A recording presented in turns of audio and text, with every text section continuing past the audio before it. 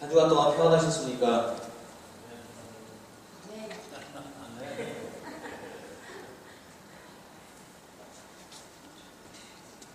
예, 이제 12월 달 2016년도 이제 2주 남았습니다. 이 12월 달을 보내는 마음들이 각각 다르게 여겨집니다. 어떤 분들은 즐겁고 기쁘기도 하실 거고요. 어떤 분들은 또 아쉬움을 가득 안고 아마도 12월을 보내고 있지 않나 싶습니다. 또한 어떤 분은 아마 악몽에서 지금 이 12월을 보내고 있는 분도 있는 것 같습니다.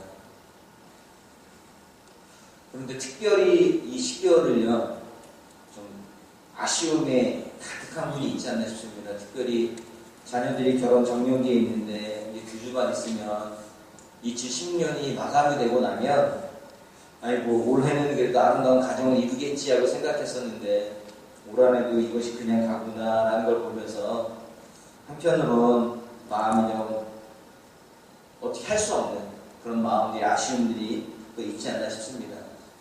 또한 이 끝에 9, 뭐 19이든 29이든 39이든 49이든 59이든 뭐 89이든 9 되신 분들은 아마도 내년이 되면 이제 0으로 바뀌게 돼서 야 이제 내가 이렇게 됐구나라고 해서 아마도 이 12월 달을 보내는 마음이 남다르게 느껴집니다. 이런 가운데요, 올해가 더 그런 것 같습니다. 지금 을씨년한 이 12월이 되고 지나가고 있지 않나 싶습니다. 보통 같았으면 거리마다 캐럴이 울리기도 하고요. 제가 미국 온 지 7년인데 매해 좀 달라지는 것 같아요. 크리스마스를 맞이하는 마음들이, 모습들이, 거리의 풍경들이 많이 달라지는 것 같습니다. 사람들 마음속에 있었던 들뜬 마음들도 다 사라져가는 것 같고요. 그저 사람들은 전혀 대부분이 그저 을씨년한 거리의 모습들처럼 마음들이 그렇게 변하는 것이 요즘의 모습이 아닌가 싶습니다.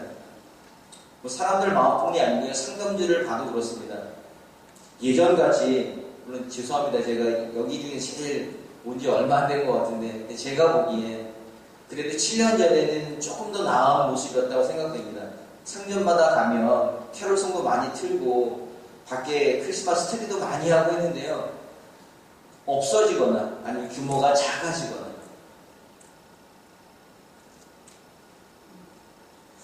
세상의 모습이 이러다 보니까 교회도 그것이 조금 그렇지 않나 싶습니다. 교회 안에서도요, 분주했던 12월 달의 모습들이 점점 조금씩 없어져 가는 듯 보여집니다.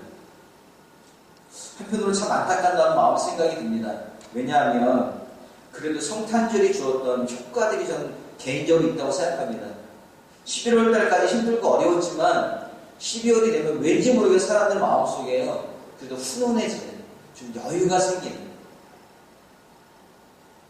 각박했던 마음들도 좀 관대해지고 좀 웃음이 넘쳤던 것이 그래도 12월 달이 아니었을까. 물론 예수를 믿든 믿지 않든 사람들 마음속에.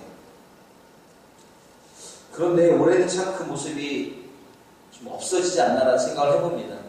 물론 큰 원인으로는 경제적인 모습이 참 많이 어려워져서, 형편이 어려워져서 그렇다는 생각을 해봅니다. 그럼에도 불구하고요, 교회가 지금껏 해왔던 좋은 역할들, 성탄절이 되면 사람들 마음속에 훈훈하게 만들었던 모습들이요, 다시 한번 이어졌으면 좋겠습니다. 세상의 모습은 이렇습니다. 저와 여러분의 12월은 어떻습니까? 기쁘고 즐겁게 보내시나요? 맞으시나요? 아니면은 걱정과 근심으로 가득 갖고 계신가요? 아니면 이것도 저것도 아무 생각도 하기 싫고 그냥 하루하루 가는 게 그냥 그거야 라고 생각하십니까? 올 한 해를 마감하면서요, 지난 한 해를 돌아보시고 그리고 한 해를 시작했을 때 가셨던 마음들, 다짐들을 한번 돌아보셨으면 좋겠습니다. 그리고 남은 시간이 2주밖에 남지 않았지만 남은 시간 속에서라도요, 내가 계획했던 것들, 할 수 있는 것이 있다면 하셨으면 좋겠습니다. 그리고 해도 안 되겠다 싶은 것들은 내년에 꼭 하겠다고 수첩에 이렇게 잘 적어놓으셨으면 좋겠습니다. 다음 주일이 성탄절입니다.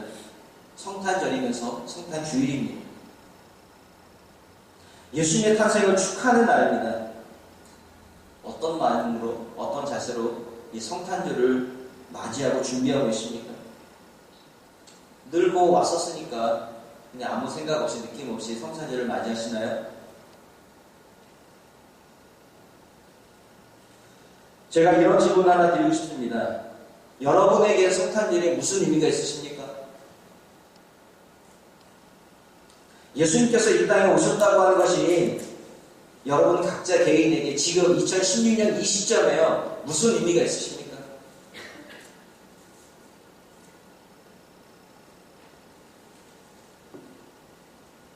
성탄절을 하면 무슨 생각이 먼저 떠오르십니까?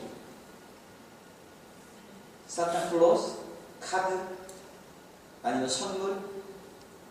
크리스마스 트리? 아마도 여러 가지 것들이 떠오르리라 생각합니다.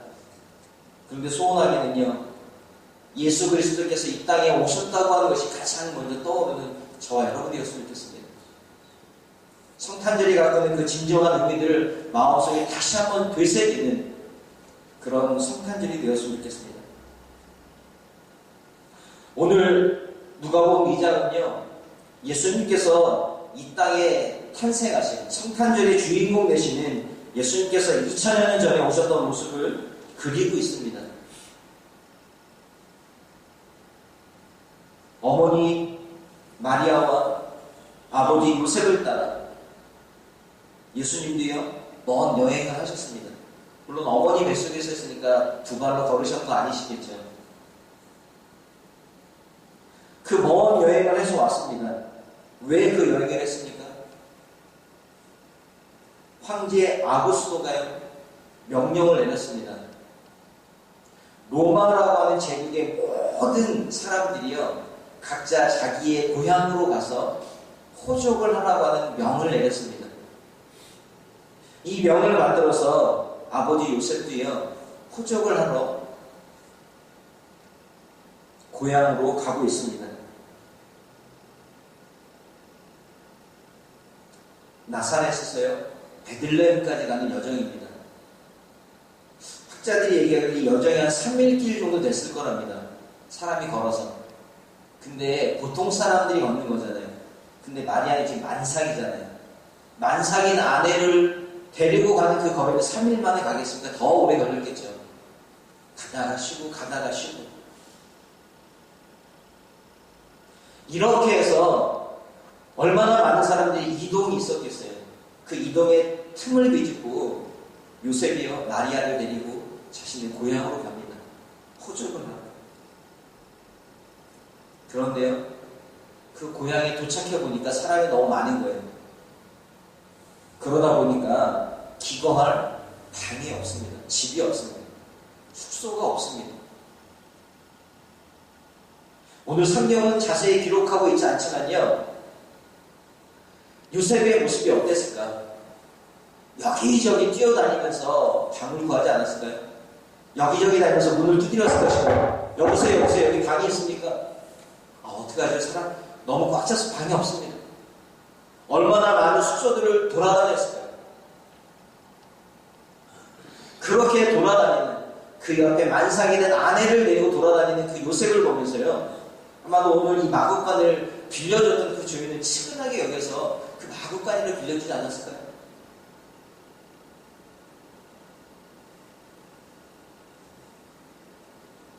요셉은 그나마요 아내가 누울 수 있는 곳 마구간이지만 그곳에 누울 수 있는 곳을 얻은 것에 대해서 얼마나 기뻐했을까요?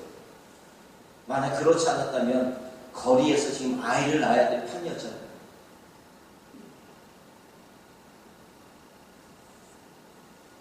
그러면서요 예수님은 그곳에서 태어나십니다. 7절을 보면요 첫 아들을 낳아 강보로 싸서 구위에 누였으니 이는 여관에 있을 곳이 없음이로라라고 성경은 기록합니다. 예수님께서 태어나셨는데 어디에 머무셨냐면 말구유 강보에 싸셔서 말구유 말이 먹는 말 밥통에 예수님이 거기에 그렇게 누워 계십니다. 오늘 우리가 읽지는 않았지만요 2장에 보면요 2장 오늘 지금 제가 읽어드렸던 7절 그리고 12절 그리고 16절에 보면 예수님께서 구유에 누이셨다고 하는 것들을요, 누가는 3번이나 강조하고 있습니다. 예수님이 태어나서 머무신 곳이 어디냐? 구유. 그 말이 먹는 말 밥통에 예수님께서 누워 계셨다는 것입니다. 예수님이 어떤 분이십니까? 예수님은요, 하나님의 아들이십니다. 만왕의 왕이십니다. 그분이 지금 어디에 계시냐면요, 말 밥통에 누워 계십니다. 우리는요, 너무나 많이 들었기 때문에 뭐 그렇지 당연한 것처럼 그렇게 여겨지고요, 이것에 대해서 별로 감동되지 않습니다. 예수님 당연히 말구유에 누구 태어나셨으니까 그건 이미 아닌가.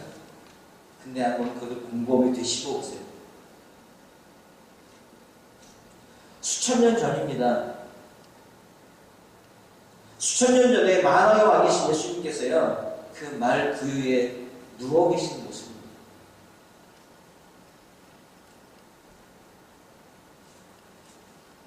어찌 보면 우리가 예수님께서 말 구유에 누우신 것은 아주 당연하게 여기는 것처럼요, 우리 또한 우리가 갖고 있는 믿음이라고 하는 것, 신앙이라고 하는 것, 대수롭지 않고 당연하게 여기는 것이 참 많지 않나 싶습니다.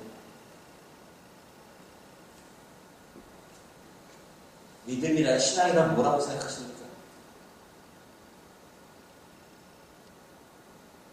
예수님께 우리의 마음을 토하는 것? 토로하는 것? 그래서 예수님으로부터 우리의 위로를 받는 것?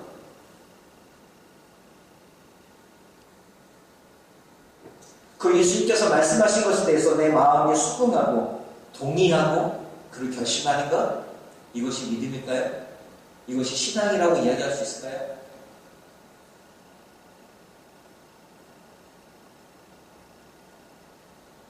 하나님의 뜻에요, 수긍하고 그리고 동의하고 결심하는 것, 분명히 믿음은 맞습니다. 근데 믿음이 다라고 말할 수 없습니다. 물론 그것은 믿음의 시작이고 출발점이 될 수 있습니다. 그런데요, 믿음은요, 하나님의 뜻에 내가 수긍하고 동의하고 결심하는 것뿐만 아니라 한 걸음 더 나아가서 그 결심이 우리의 삶으로 드러나는 것이 믿음인 것입니다.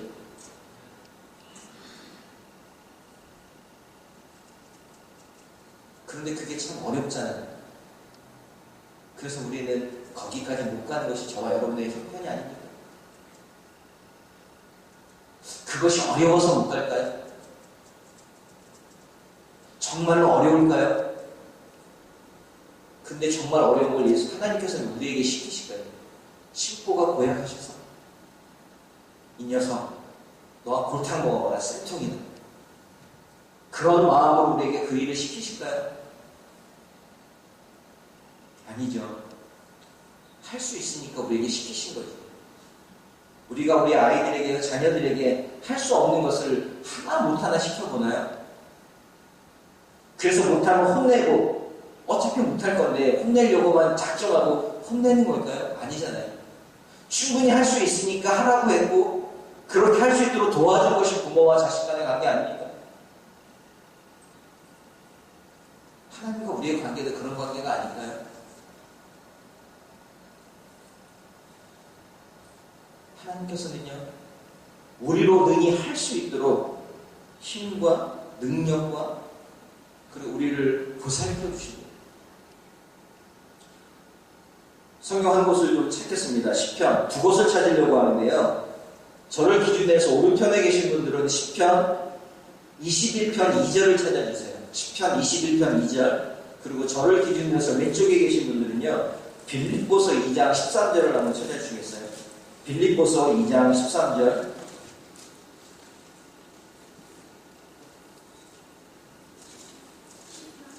시편 21편 2절입니다.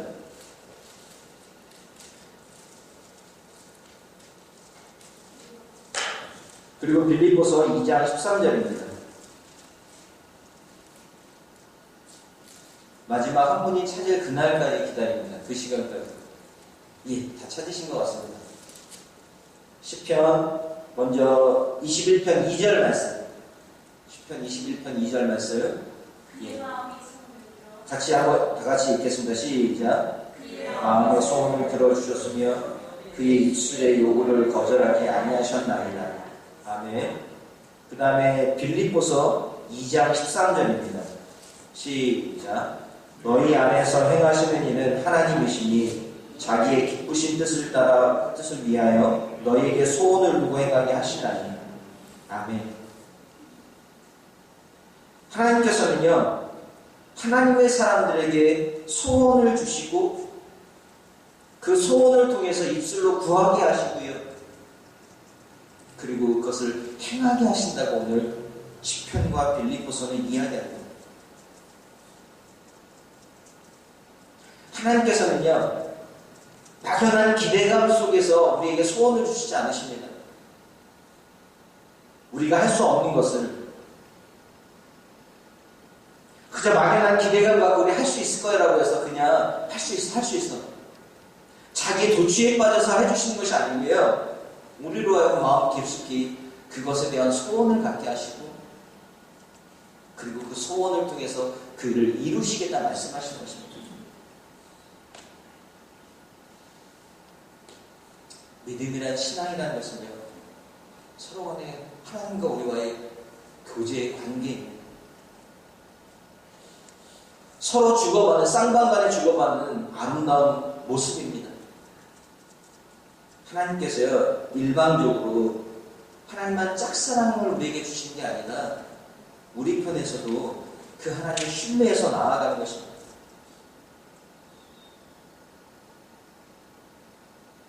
하나님께서 우리 안에 소원을 주시고요, 그 소원을 통해서 우리 안에 있는 잘못된 것들 다 끄집어내신 겁니다.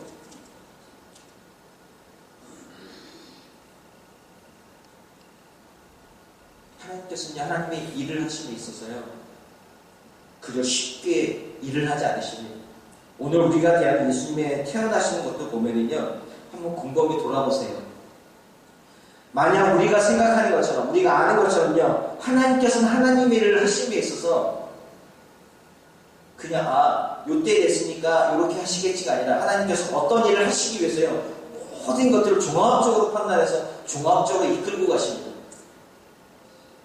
그렇다면요, 가이사 아우구스도가 영을 내어서 포적을 하라고 하는 게 그게 본질일까요? 예수님의 탄생의 본질일까요?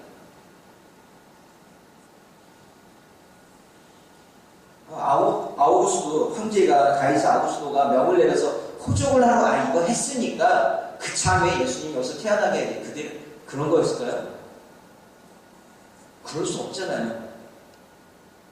하나님께서는요, 예수님께서 그 말구유에 예수님을 탄생하시기 위해서, 그 일을 하시기 위해서 가이사 아우구스도가 명을 내리게 했던 것입니다. 로마 제국의 모든 사람이 호족하게 만드셨고요, 그리고 마침 고마운데 많은 사람들이 그 베들레헴에 모이게 하셨던 거예요. 그래서 방이 없게 만드셨던 거예요. 그리고 그 말구유에 예수님을 거기에 누이시려고 그 모든 상황을 그렇게 만들어 놓으셨다는 것입니다.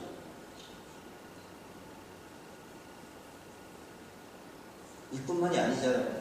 오늘 우리가 읽진 않았지만요, 8절 이하를 보면 목자들이 예수님의 탄생을 축하하면서 천사와 천군들이 나팔을 불면서 목자들에게 가서 이야기해 줍니다.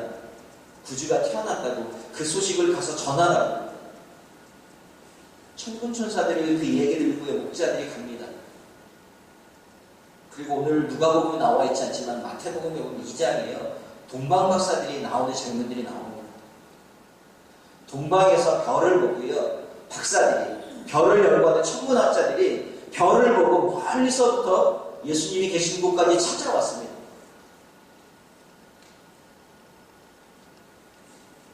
그들이 예수님을 찾아와서 뭐라고 얘기했냐면요, 큰 기쁨의 좋은 소식이라고 이야기했습니다. 그들은 예수님을 알지도 못하고요, 하나님을 믿는 자들이 아니었습니다. 그들이 와서 큰 기쁨의 좋은 소식이 온 백성에게 주어졌다라고 고백해 만드신 것이 누구이십니까? 하나님이십니다. 그들이 와서 무엇을 했습니까? 와서요, 예수님께, 아기 예수님께 예물을 드립니다.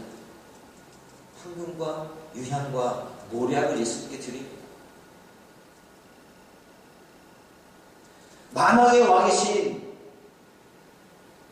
하나님의 아들 되신 전능하신 그 예수님을요, 하나님 아버지께서는 마구간에서 말 구유에 띄워놓으시고요, 동방의 박사님을 데려오게 하시고, 주변에 있던 목자를 통해서 와서 예수님에게 기쁜 소식이라고 이야기하게 합니다. 그 여관에 있었던 사람들도 와서 예수님의 탄생을 축하해 주지 않았을까요?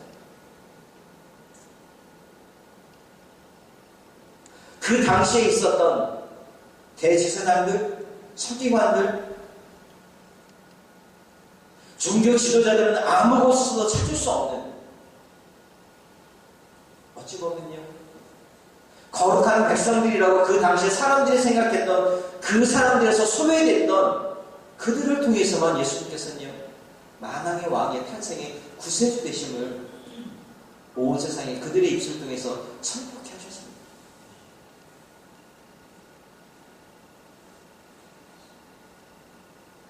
하나님께서는요, 하나님의 일을 얼마나 쉬웠겠어요. 그저 왕국에서 딱 태어났으면 그럼 많은 사람들이 쉽게 알 수 있을 것이고요, 고관 대작들, 높은 사람들이 와서 일찍이 얼마나 경배했겠어요. 하나님께서는 그렇게 하지 않으신다고 합니다.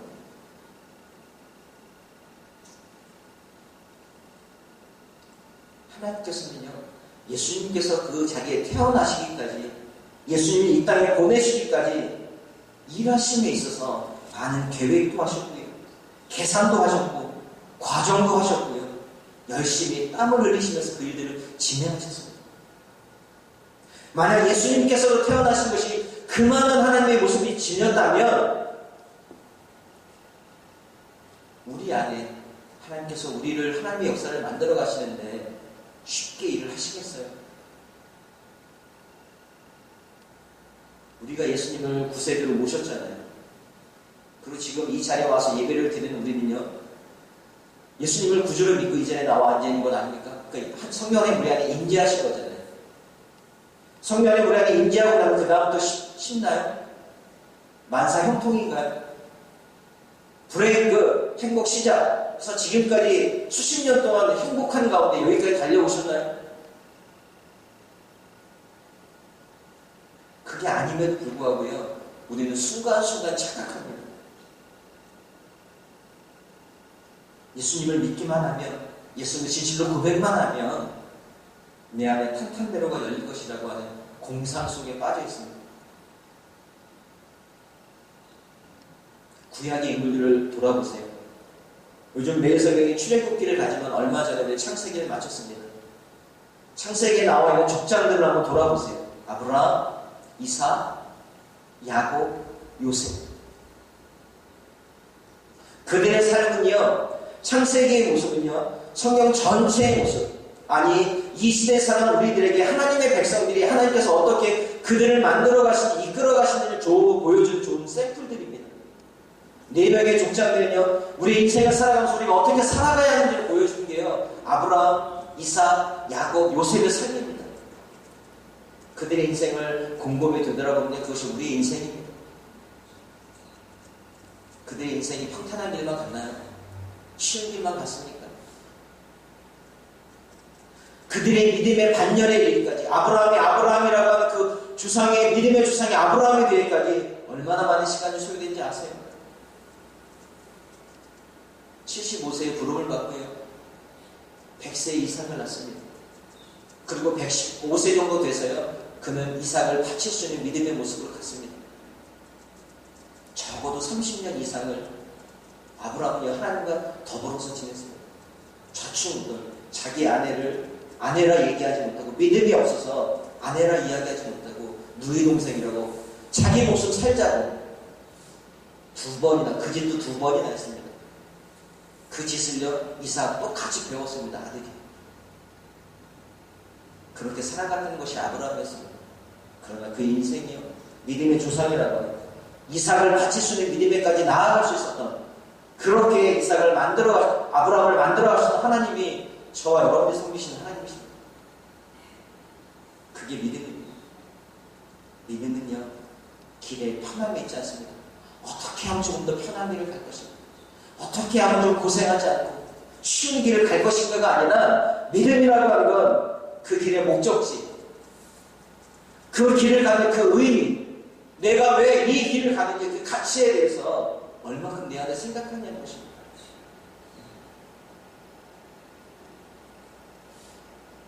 때로는 그 목적지의 의미와 가치를 따지다 보니까 때로는 숨이 막히기도 하고요.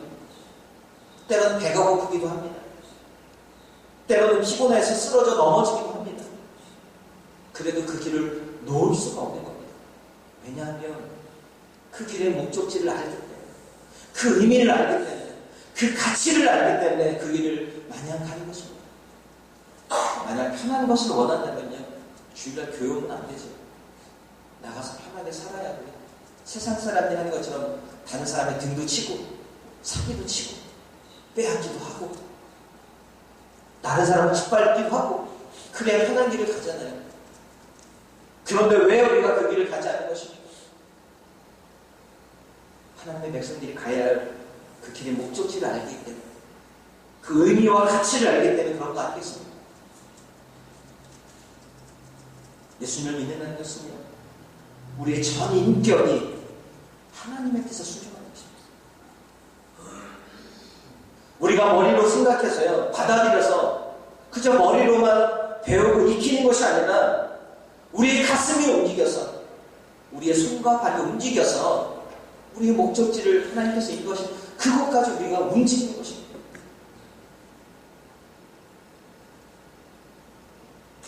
하나님께서 우리가 하나님의 순종하도록 도와주십니다. 끊임없이 우리를 깨우시고요. 끊임없이 때로는 사람을 붙여주시기도 하고, 때로는 끊임없이 하나님께서 우리와 함께 하신다고 하는 것을 가르쳐주십니다. 근데 분명히 우리가 깨달아야 하는 건요, 하나님은 절대로 우리 대신해서 모식을 해주지 않으신다는 거예요. 예수님께서요, 십자가의 지시기 전날 밤 겟세마네 동산에서 기도하셨던 걸 기억하십니까?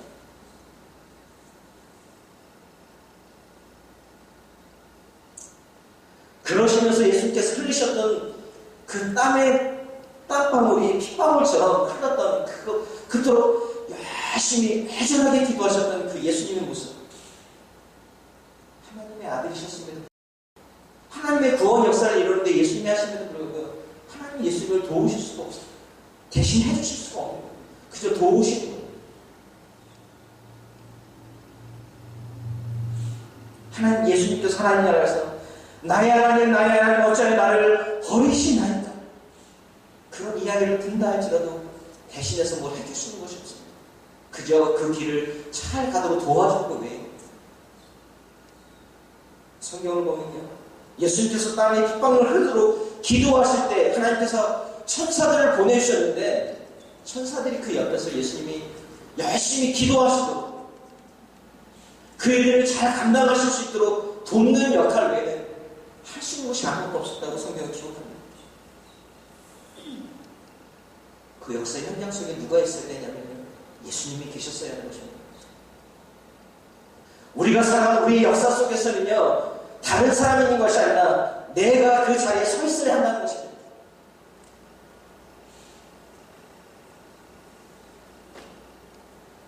믿음이라는 건요, 신앙이라고 하는 건 하나님께서 하나님의 거룩한 백성들로 저와 여러분을 세우셨고요, 하나님께서 계획하시는 그 위치까지 이르게 하시기 위해서 하나님께서 부단히 우리 안에 싸움을 주십니다.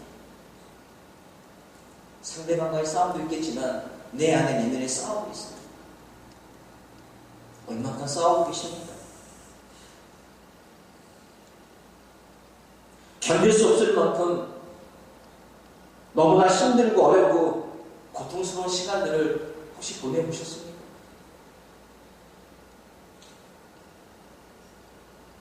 그게 눈에 보이는 실체가 아니고요, 눈에 보여지지 않는 것입니다. 그저 내 안에 있는 내 자신과의 싸움인 것입니다. 내가 하나님을 이렇게 아는데 내 안에 있는 내 자아가 자꾸 일어나서요, 나로 하여금 그것을 거슬게 만듭니다. 내 이웃을 내 몸처럼 사랑을 하시는데 그 사랑이 되지 않습니다. 보기만 하면 꼴보기가 싫고 가서 한 대 주워가고 싶고 그럴 수 없잖아요. 하나님의 은혜를 아는데 하나님의 사랑을 내가 알아서 그렇게 할 수 없어서 오는 그 안타까움, 그 절망감들 있으십니까?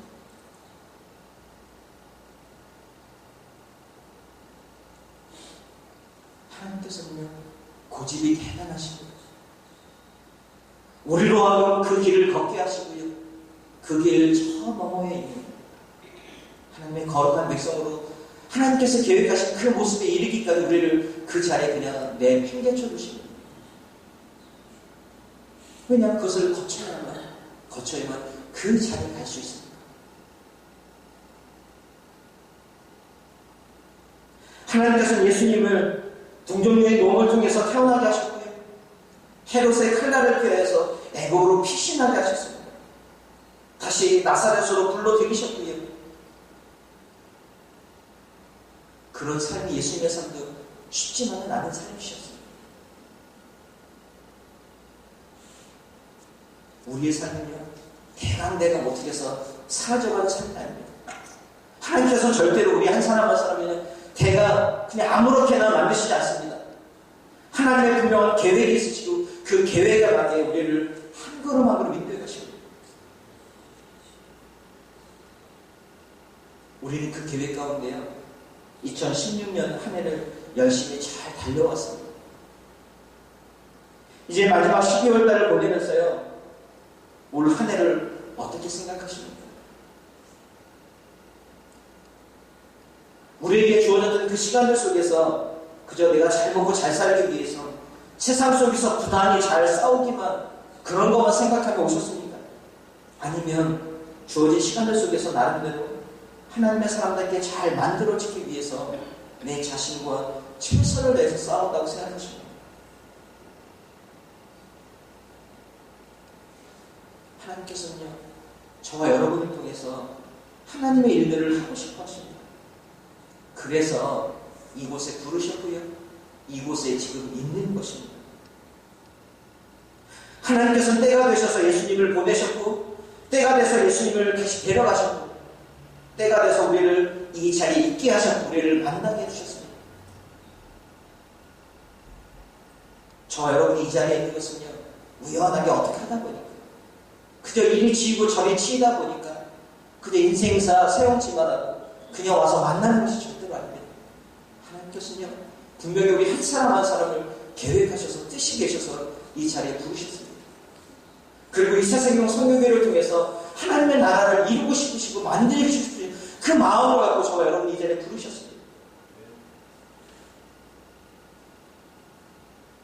그런데 그 일을 만드는 것이 쉽지는 않습니다. 왜냐하면 각자가 다 다르니까요. 저의 생각이 다르고 여기 계신 분들의 생각이 다 다르지 않습니까? 그 다른 생각을 가지고 다르게 나간다면 우리 교회가 온전하게 든든히 세워지겠습니다.